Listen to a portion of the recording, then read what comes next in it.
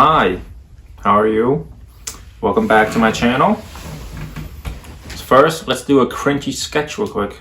Or cringy skit. Sketch? Either or, skit. Are you an aspiring influencer who take photo of fruits, building, beaches, monotonous things, but kinda artsy? This brand's gonna be for you. Are you a Depop aesthetic girl who's long for the Parisian, minimalistic, with a little bit of an edge, and try to have a subtle flex to those who knows? This brand is for you. Are you a streetwear kid who's sick of meme pages and the internet making fun of you for your very in-the-face aesthetic and wants to move on to the next level of fashion hell? Let's get into it. Come on. Am I an idiot for making this video 2 years late? Yes. And probably just stating facts that people know? But before you make fun of me, not everybody is in the know with Bottega Veneta, The general public do not know much about Bottega Veneta or the minimalistic side of fashion, They know about Balenciaga, Louis Vuitton, Gucci, boring Dior, those type of things. The general public, they shop at the mall, they wear Forever 21, they wear Paxson. I'm here to shed some light on this brand that do not need my advertising because I don't have the cachet for it yet. But when I do one day, brand's gonna come working for me. Makasi, please help us expose our new collection. One day. But in all seriousness, I am here to make these ultra luxurious brand a little bit more approachable, a little bit less intimidating. My video, I want it to be served as like a starting point where you can learn a little bit about fashion while having fun watching this, taking a shit in the toilet, sitting in bed doing nothing, contemplating life, existential crisis after existential crisis. To put it more plainly is that I want to make fashion more approachable, and I want to speak on the behalf of the people who kind of know about fashion, who's kind of into it, but they're I'm not obsessed with it, and a little bit of disclaimer, I'm not a fashion connoisseur, I'm not an expert or anything, and I would never claim such a thing. I don't regularly check out runway shows, I check out a few runway shows when I'm bored, but I'm not. What is this reference? What is he trying to do? I'm not that guy. I'm just a kid who enjoys clothes, who enjoys reading a little bit about clothes when he has time. And I just want to tell you a little bit about brands that tickle my waffles. Tickle my waffles. Tickle my waffles. What's that saying? Please do not. That butter my waffle. How does that thing go? Just don't even try it. Please just don't. Nobody wants to hear this. Disclaimer. I'm not a fashion connoisseur, I'm not an expert. I don't claim to be such a thing, and I would never want such a title. I just want to show you some brands that I think are interesting, and I think you should look deeper into it if you don't know already. Now, some of you, the minority of you will say, I already know about Bottega Veneta, but I'm speaking this to more of the general public, because Bottega Veneta is kind of hidden. I'm not going to be, breaking down every look, telling you each reference, how it's made and all that. However, for this particular video, I will be showing a before and after, before Bottega Veneta before Daniel Lee, and then Bottega Veneta after Daniel Lee. Just to show you the progress that he's made and why Bottega Veneta is relevant. Before we get started with the points that I've written down or my reason as to why I think Bottega Veneta is interesting and why you should look deeper into it, a little bit of history. So it was founded in Vicenza, 1966. The current designer or current creative director is Daniel Lee. He was the right-hand man to Phoebe Philo at Celine. So prior to Daniel Lee in 2018, they were known for their leather goods and the intrecciato on the business side is that Bottega Veneta is under Kering. Kering is a conglomerate, just like LVMH. The house appointed Daniel Lee in 2018 and his first collection was 2019. And he was taking over from Thomas Mayer, who had control, for 17 years. He was there for a long time. Prior to Daniel Lee arriving at the house, Bottega Veneta was just seen as this luxurious house, but it wasn't the it brand that it is today. So Bottega Veneta deleted all their social media accounts, and I can tell you why in one quote that I found from Vogue UK, and it goes, he doesn't have an Instagram. Daniel Lee says, no one knew who I was before this job, which is quite nice. Bottega is about discretion and ultimate sophistication. It's elusive, a little bit insider, a little bit coded, all those things I really like. It's mysterious and expensive, and if someone sees me with a beer on a Friday night outside a pub, how does that quantify that kind of price point?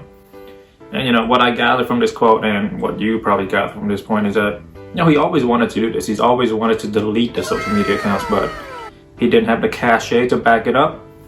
And now that he's a proven designer, you know, Salma Hayek's husband, you know, trusts him a lot more now, and like probably letting him have more control. And to be quite honest, Bottega Veneta doesn't need their own social media account. There are so many influencers already promoting them. I will include like a series of photos here, just influencers having the same type of aesthetic that wear Bottega Veneta heavily. And so I want to talk a little about influencers and the brand Bottega Veneta. So an excerpt from ID magazine says, "You may have noticed that it is loved by influencer, but the brand doesn't have a specific strategy for it. Dario Gargiulo, Bottega Veneta CMO, says that the flooding of your timeline has been organic. The conversation around Bottega Veneta is a consequence of our own enhancement of Daniel Lee's creative direction," he says. "Instagram has been a trend focused around sharing the highlights of one's life. However, it feels that now there is an appetite for something with more substance and depth." However, I found another quote from New York Times which kind of contradicts this. So in the New York Times article, it says, "A Bottega spokesperson said the brand did not give any products to influencers or celebrities, and that this all happened because everyone loved the pieces so much. Though he also admitted that the company did send some bags and shoes to editors as thank yous, and the company did occasionally gifted close friends of the house, 'I am doing this too much.'" He also suggested that some e-tailer like Net-a-Porter and MatchesFashion.com had deal with influencers to promote products on their sites and might have facilitated. In other words, "Look, we didn't do it, okay? Get off our dicks. Like somebody else did, okay? We went around, okay? Relax. We didn't do it. It's organic, okay? We make good products. Shut up." I do want to talk a little bit more about influencers and, you know, how they fit into this world. So there's a theory in marketing. Well, not a theory. It's just a saying. It's like, we don't want to be marketed to as a customer, as a consumer. We don't want to be marketed to, because we know that they're doing this to try to get our money, because it's very instinctive of us to know that people have exterior motives when they're communicating to us. Like, we want a dialogue, and that's where an influencer comes in. Influencer acts as a middleman between you and the brand. And you know, we follow these influencers whether we like their taste, we like their personality, we like their aesthetic, we like how funny they are, how good their photos are. We like them for a certain reason. And when you like someone, when you like a celebrity, you want to know what they're wearing, what they're liking, what they do every morning, what kind of face wash they use, what skincare routine do they have, what kind of bags are they into, what brand do they love at the moment. Because when you like someone, you want to be like them. But when we see an ad from a brand, like, you know, we know their motive. We know that they just want to get the money out of our pockets into theirs. So it's a bit less direct. So like, in a way, like, you're just taking the longer route to get to where you need to. And this is why a post from an influencer right here will probably get more likes than a post from a brand right here. You know, there's a dialogue between the consumer and the influencer, and you know, it add a little bit of a, if I can grow my social media to them, to this level, this brand can send me something one day too. It's like when you see like those hundredaires, like, you know, defending billionaires, it says aspirations put a blinder in our perspective.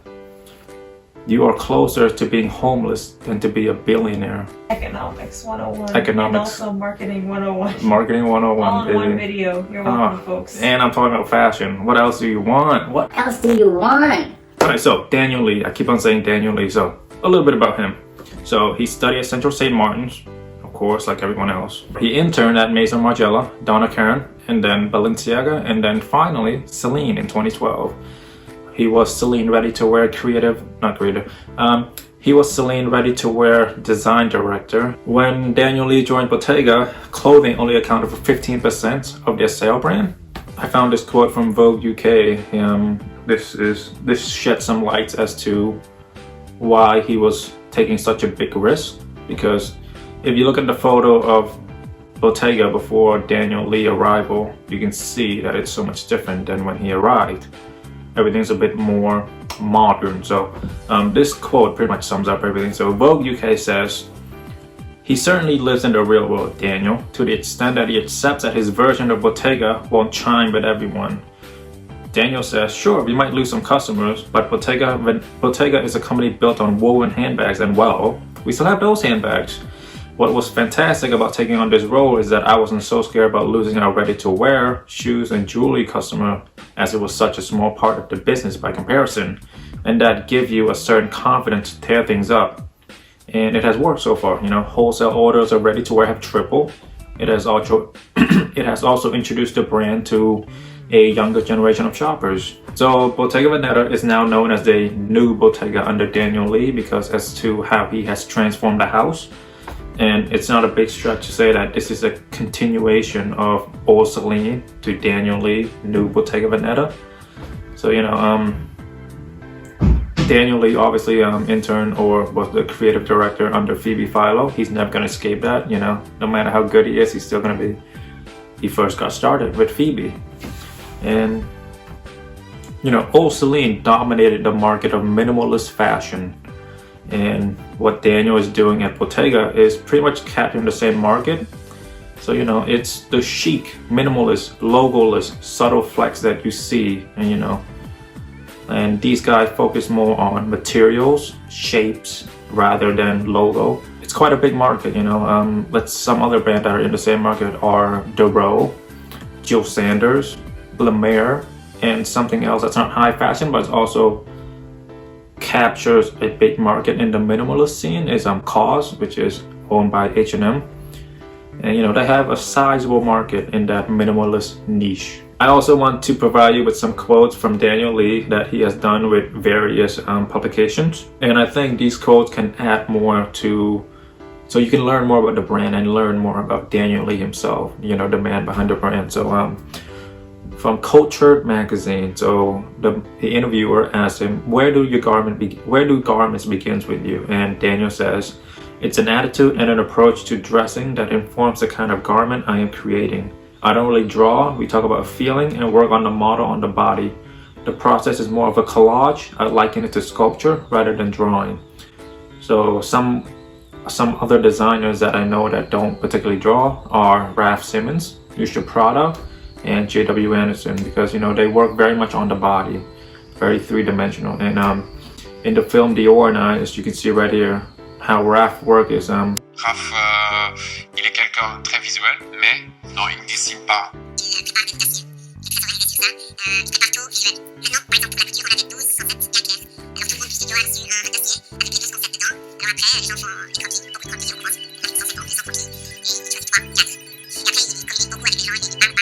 I found a quote from The Guardian which was interesting, because Daniel is kind of known for his it bags, you know, the pouch and all that. So let me read you this quote real quick. So his design include a sought after pouch priced about 1,700 euros or pound, a Roch leather clutch partly based on a bag that Lauren Hutton carried in 1980 American Gigolo, mules and flat shoes using the brand pleated leather known as Intricado, and a cassette bag which blows up the Intricado on a boxy shape.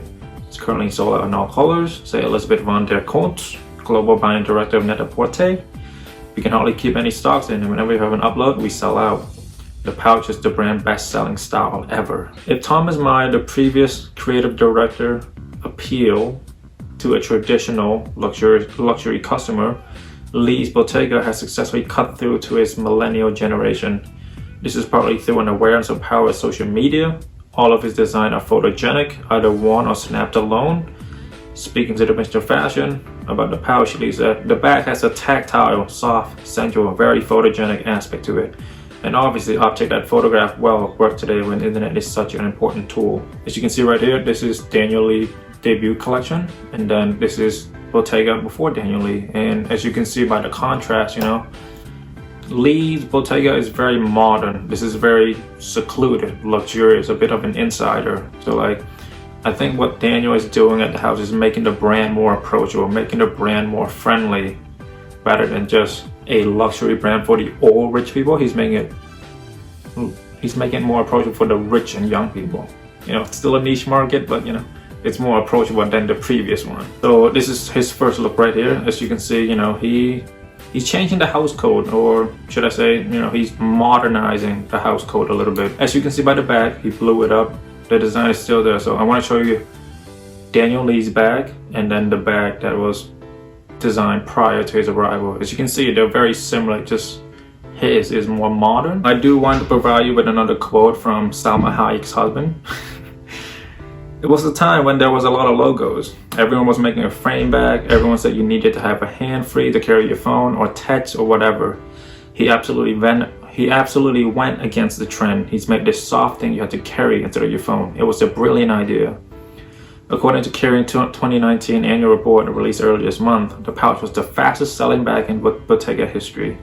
Was followed not long after by aggressively square-toed leather slides with the trademark basket weave intricciato of the brand blowing up to steroid proportion, more bags and quilted leather skirts and coats. Alright, so that was a little bit about the House of Bottega, Daniel Lee, the new creative director, a little bit of quotes to try to make the story a bit more cohesive.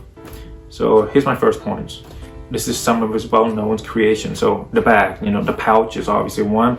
The cassette bag, which I really want. I don't want it with the gold chain, I just want a leather strap. I feel like the gold chain is, you know, too much. Other than his bags, he's known for his shoes or footwear. So, you know, the puddle boots, which is 100% recyclable.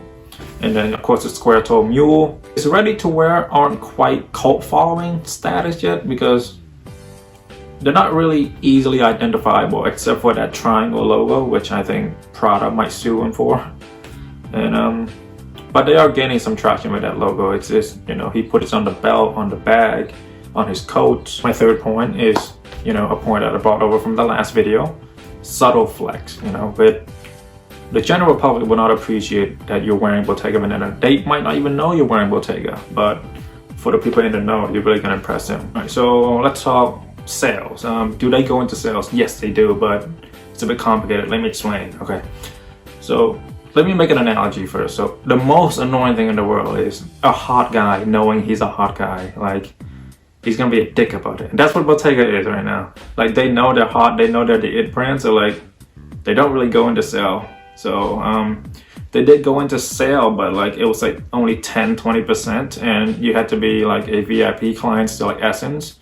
Like, you have to get the private sale, and when I checked it out, like, the sale was not deep at all. Like, the Lux sole boots was like retail for like $1,200, and then the sale was like what, down to $900. Like, that's not a steep sale. That's barely anything. They know that people will sucker up and still buy it at the price they're releasing it at. All right, my next point, is it resellable? The short answer is yes. The long answer is well, in due time it will. So, you know, these bags and mules, like, they sell out instantly, or not instantly, they sell out in a day or in an hour, but there is an aftermarket for them. However, you won't sell them for like $1,000 over their retail price. Like, you can sell them and you make like $100-200 on it. So in a way, if you like Bottega, if you like Daniel's works, like, you can buy his stuff, wear it a few times, and then once you're sick of it, you can sell it and make most of your money back, if not a little bit more. Since we made the comparison between Bottega and Celine under Phoebe, let's continue that trend. So we know that pieces under Phoebe at Celine have skyrocketed since she's retired, or not, well, it's not retired, since she stopped designing for Celine. The point is, the item under Celine at when Phoebe was designing, like, their price have skyrocketed. So if Daniel were to stop designing one day, like, the pieces under, you know, Bottega when he was designing, the price is gonna skyrocket it as well. Something else, so I do feel bad for Daniel, but, you know, not bad. He's a millionaire, he doesn't need my pity, but he's never gonna escape that title of like Daniel Lee, a once protege of Phoebe Philo at Celine. He's never gonna escape that title. If you read any article about Daniel Lee, the first thing it says is, Daniel Lee, the man who studied, the right-hand man of Phoebe Philo, the man who studied under Phoebe at Celine. Something else that I want to talk about is that I think Lee's design are a bit more approachable, whereas Phoebe was like, she knows her market and she really only take care of that market.